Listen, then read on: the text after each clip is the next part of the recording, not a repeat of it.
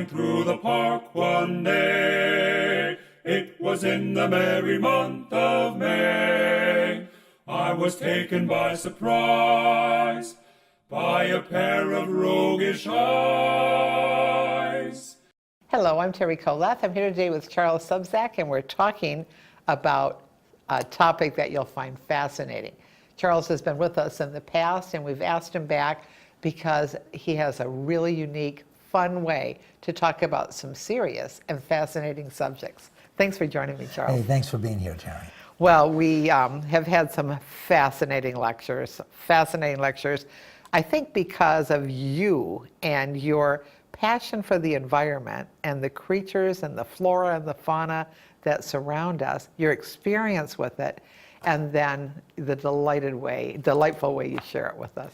You know, I've coined a new word for it. I think you'll come to appreciate it. I call it ecotainment. I love it. It's so perfect. Because I oftentimes, and I attend a lot of these kinds of lectures, and I find them interesting, but many, many times I find them painfully dry. Like, no one really likes to look at a lot of charts and statistics and, you know. So in this particular lecture, Alligators, Sharks, and Panthers, or How to Avoid Being Eaten, I found that most people are very interested in not being eaten by a wild animal. Sure. So if that's the case with the people here at Shell Point, they should definitely plan on attending and learn how to not be on the menu. Right, and we can very inadvertently, in a place like Southwest Florida, be on a menu. Yes, yes. Well, sadly, a lot of the information that I originally got was taken out of the Alligators, Sharks, and Panthers book, which I wrote back in 2007. But I've gone on to really look at the statistical probabilities of what is the more dangerous animal or object that we deal with. And I'm looking at one right now far more deadly than there's one here in the studio. It's right there next to you. It's called a ladder. Yeah, you're right. Yeah, 300 people a year die, and many, many more are injured from ladders. So I kind of look at it in a humorous, typically eco-humor way. Put that in perspective. Yes, I want people to understand. Yeah, and there's a lot of funny twists to this one, as there always are. And you know, most of us are not from this. Are you from this area? Not originally, from Minnesota. Right. And so we come here and we think, oh my gosh. And then we look a little further and a little further, and it's like, there is so much here we wouldn't even see driving down the road or and it's walking on a beach. In Minnesota, the only animal that could potentially kill you really would be a bear. But here we've got a half a dozen sharks out there, and of course we've got alligators and we've got crocodiles.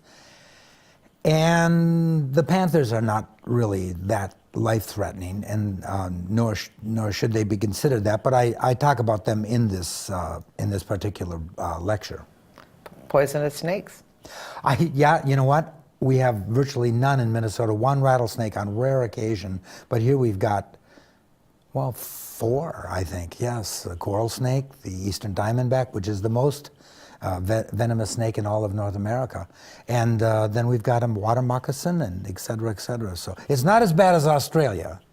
Australia's loaded with stuff that can kill you. Oh my God. But it's an interesting place to live. And besides that, with a little bit of caution, it's possible to, and there's so many places we can go to. Yes. We're blessed to be able to go and look at these things in a controlled environment. Mm-hmm. But still, it's really, really a place where you need some information if you're going to get out of the car. It doesn't hurt to have some knowledge of how these animals actually function, what they're looking for, and how to avoid being on the menu.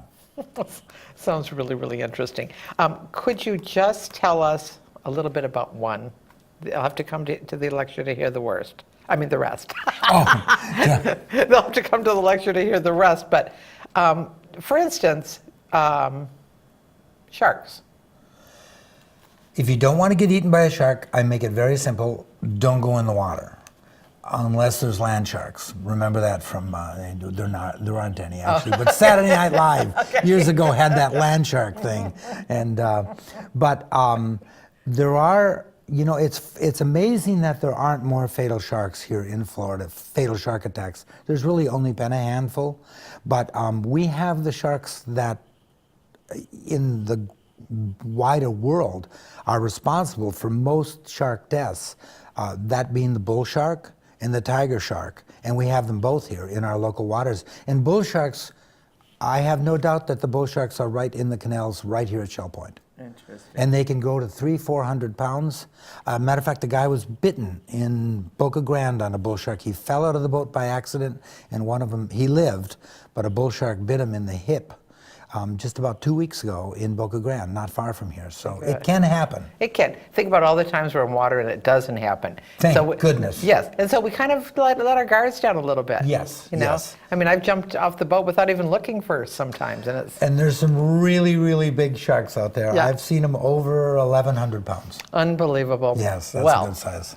be not afraid, because you are going to come and you're going to get good information in a very ecotainment Ecotainment. friendly way. Yes. And even if you don't plan on jumping out of boats or wading into swamps, which many people do very safely in Florida, we want to point Yes. that out.